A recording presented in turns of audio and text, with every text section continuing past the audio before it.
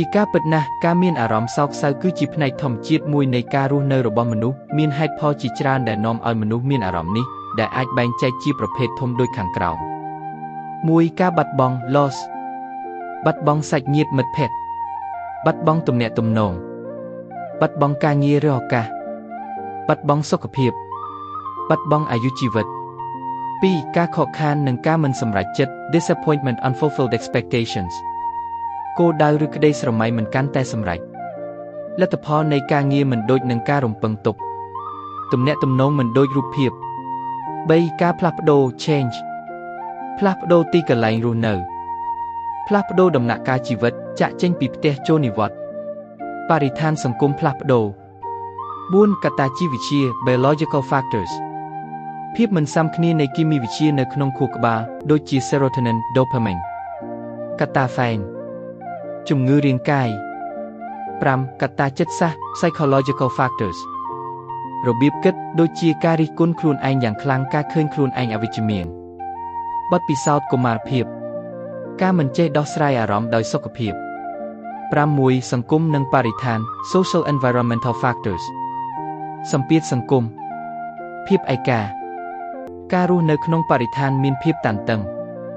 សំខាន់ជាងនេះទៅទៀតភាពសោកសៅមិនមែនត្រូវការហេតុផលកុសលហេតុផលទេជួនកាលវាគ្រាន់តែកើតឡើងការទទួលស្គាល់អារម្មណ៍របស់ខ្លួនមិនមែនជាសញ្ញានៃភាពទន់ខ្សោយនោះទេប៉ុន្តែវាជាផ្នែកមួយនៃភាពជាមនុស្សដែលមានអារម្មណ៍សម្អាត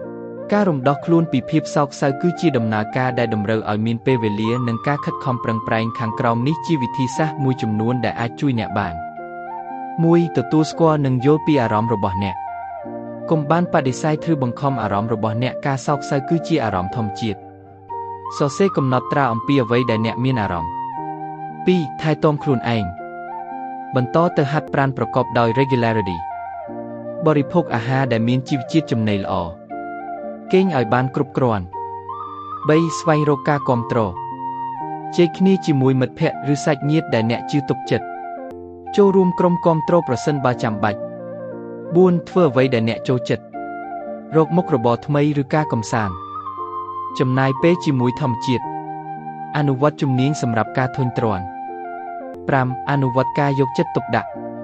ហាត់ប្រាណដកដង្ហើមសមាធិយោងទៅរកបច្ចុប្បន្ន 6. កំណត់គោលដៅតូចបំបែកភារកិច្ចធំជាជំហានតូចអបអរសាទរនៅពេលដែលខ្លួនឯងឈានដល់ 7. ស្វែងរកជំនួយវិជ្ជាជីវៈប្រសិនបើភាពសោកសៅមានភាពធ្ងន់ធ្ងរឬយូរអង្វែងសូមតាក់ទងអ្នកជំនាញផ្នែកសុខភាពវិញ្ញាណ